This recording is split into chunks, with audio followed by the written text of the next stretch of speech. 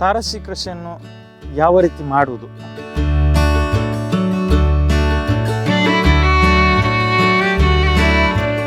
ತಾರಸಿಯಲ್ಲಿ ಯಾವುದೇ ಸಸ್ಯ ಬೆಳೆಯುವಾಗ ಕೆಮಿಕಲ್ ಯುಕ್ತ ಅಥವಾ ಫರ್ಟಿಲೈಸರ್ಗಳನ್ನು ಉಪಯೋಗಿಸಬೇಡಿ.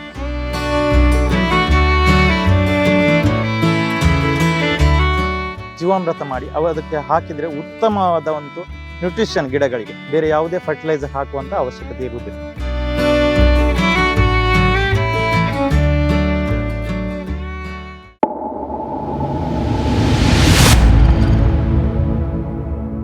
ನಮಸ್ತೆ, ನಾನು ಜೋಸೆಫ್ ಲೋಬೋ ಶಂಕರ್ಪುರ, ಉಡುಪಿ ಜಿಲ್ಲೆಯ ಶಂಕರ್ಪುರದ ನಿವಾಸಿ. ನಾನು ಹಲವಾರು ವರ್ಷಗಳಿಂದ ಈ ತಾರಸಿ ಕೃಷಿಯನ್ನು ಮಾಡಿಕೊಂಡು ಬಂದಿದ್ದೇನೆ. ಇವತ್ತು ತಾರಸಿ ಕೃಷಿ ಅಗತ್ಯವೋ ಬೇಕೋ ಬೇಡವೋ ಅಂತ ತುಂಬ ಜನರಲ್ಲಿ ಕ್ವಶನ್ಸ್ ಇದೆ. ಇದೆಲ್ಲ ನಮ್ಮಂಥವರಿಗೆ ಆಗುವಂಥದ್ದಲ್ಲ, ಇದು ಹಳ್ಳಿಯಲ್ಲಿದ್ದವರಿಗೆ. ಖಂಡಿತ ತಾರಸಿ ಕೃಷಿ ಎನ್ನುವುದು ಎರಡು ಬೆನಿಫಿಟ್ ಅನ್ನು ಇವತ್ತು ಹೊಂದಿದೆ. ಒಂದು, ವಿಷಮುಕ್ತ ತರಕಾರಿ ಹಣ್ಣುಗಳು ಮನೆಯಲ್ಲಿ ಲಭ್ಯವಾಗ್ತದೆ.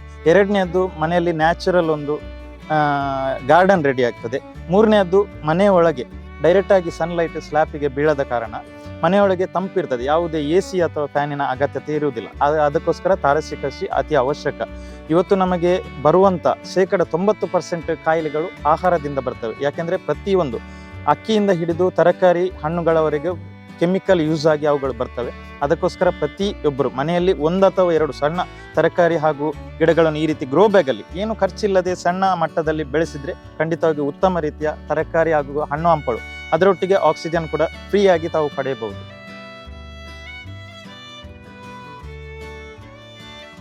ತಾರಸಿ ಕೃಷಿಯನ್ನು ಯಾವ ರೀತಿ ಮಾಡುವುದು, ಮುಖ್ಯವಾಗಿ ಇದರ ಬಗ್ಗೆ ಒಂದು ಎಚ್ಚರಿಕೆಯನ್ನು ನಾನು ಕೊಡ್ತಾ ಇದ್ದೇನೆ.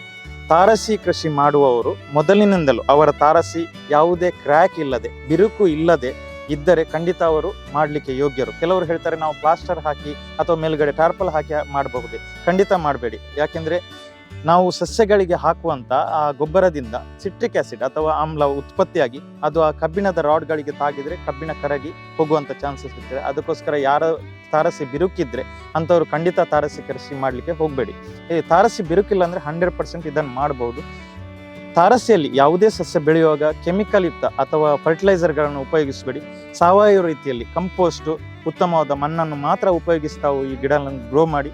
ಆವಾಗ ಒಳ್ಳೆಯ ರೀತಿಯ ತಮಗೆ ರಿಸಲ್ಟ್ ಹಾಗೂ ಹಣ್ಣು ಹಂಪಲು ಬೇಗನೆ ದೊರೆಯುತ್ತದೆ. ಸಸ್ಯಗಳಿಗೆ ಮುಖ್ಯವಾಗಿ ಕಂಪೋಸ್ಟ್ ಏನೆಲ್ಲ ಹಾಕಿ ಮಾಡ್ತಾರೆ? ಕಂಪೋಸ್ಟ್ ತುಂಬ ರೀತಿಯಲ್ಲಿ ತುಂಬ ಚೆನ್ನಾಗಿ ಬೇರೆ ಬೇರೆ ರೀತಿಯಲ್ಲಿ ಮಾಡ್ತಾರೆ. ನಾನು ಇದನ್ನು ದನದ ಸೆಗಣಿ, ಆಡುಗಳ ಹಿಕ್ಕೆ, ಕೋಳಿ ಹಿಕ್ಕೆ, ಮತ್ತು ನೆಲಗಡೆ ಹಿಂಡಿ, ಕಹಿಬೇವಿನ ಹಿಂಡಿ, ಹರಳಿ ಹಿಂಡಿ, ಕೊಕ್ಕೋಪಿಟ್ ಇವುಗಳ ಮತ್ತು ಅಕ್ಕಿಯ ತೌಡು ಹೇಳ್ತೇವೆ, ಅದನ್ನು ಮಿಕ್ಸ್ ಮಾಡ್ಕೊಂಡು ಮಾಡ್ತೇನೆ.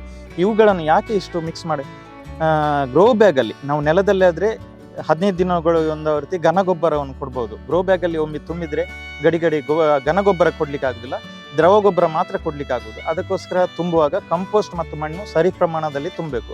ಆನಂತರ ಅದನ್ನು ಪೋಷಿಸುವ ರೀತಿ ನಾವು ಜೀವಾಮೃತ ತಯಾರಿಸಬೇಕು.